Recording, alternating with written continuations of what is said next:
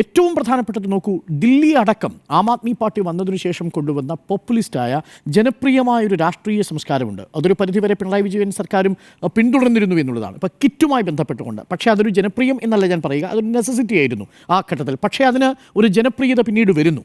പക്ഷേ എന്നാൽ ഈ സർക്കാർ അത്തരം ജനപ്രിയ പദ്ധതികളെ ആശ്രയിച്ചല്ല ഇനി നമ്മളുടെ സാമ്പത്തിക രാഷ്ട്രീയം മുന്നോട്ട് പോകേണ്ടത് എന്ന വ്യക്തമായ കാഴ്ചപ്പാട് ഈ ബഡ്ജറ്റിലുണ്ട്. ബഡ്ജറ്റിൻ്റെ ഫിലോസഫി ഞാൻ വായിച്ചെടുക്കുന്നതും അത് തന്നെയാണ്.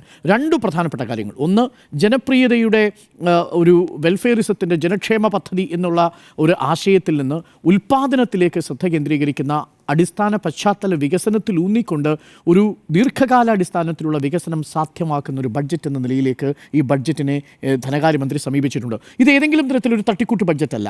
എനിക്ക് പ്രതിപക്ഷത്തോടുള്ള വളരെ ബഹുമാനത്തോടു കൂടിയുള്ള വിയോജിപ്പും ഇതാണ്. ഇത് പൊള്ളയായ വാഗ്ദാനങ്ങൾ നിറച്ചുകൊണ്ടുള്ളൊരു ബഡ്ജറ്റാണെന്ന് പ്രതിപക്ഷ നേതാവ് പറഞ്ഞത് എത്രമാത്രം യാഥാർത്ഥ്യബോധത്തോടു കൂടിയുള്ളതാണെന്ന് എനിക്കറിയില്ല. എനിക്ക് രണ്ട് എക്സാമ്പിൾ അതിനകത്ത് പറയാൻ പറ്റും. അപ്പോൾ എക്കണോമിക് ഫിലോസഫി ഇതിൽ മാറിയിരിക്കുന്നു എന്നുള്ളതാണ് ബഡ്ജറ്റിലെ ഏറ്റവും പ്രധാനപ്പെട്ട കാര്യം. ജനപ്രിയതയിൽ നിന്ന് അടിസ്ഥാന പശ്ചാത്തല വികസനത്തിലേക്കും തനത് നികുതി വരുമാനത്തിലേക്കും നികുതിയേതര വരുമാനത്തിൻ്റെ കാര്യത്തിലും ഇപ്പോൾ ഈ സർക്കാർ ശ്രദ്ധ കേന്ദ്രീകരിക്കുന്നു.